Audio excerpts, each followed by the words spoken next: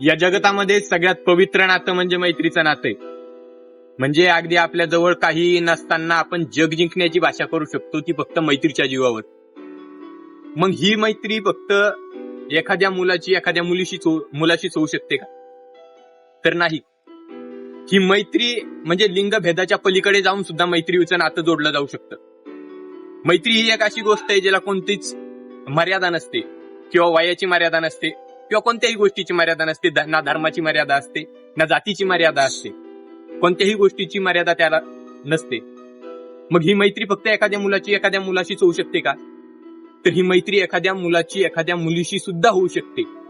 परंतु आपल्याच समाजामधले काही आपल्या जवळचेच लोक याच मैत्रीच्या नात्यावरती संशय घेत त्यांची समाजामध्ये बदनामी करत असतात.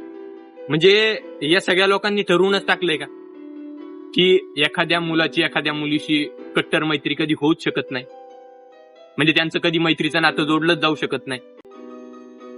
म्हणजे आम्ही आज 21व्या शतकामध्ये राहतो, सुशिक्षित प्रगत झालेले सगळे लोक या समाजामध्ये वावरतात, परंतु तरी सुद्धा आम्ही त्याच पहिल्या जुन्या बुरसटलेल्या चालीरीती का जपतो हेच मला नेमकं कळत नाही.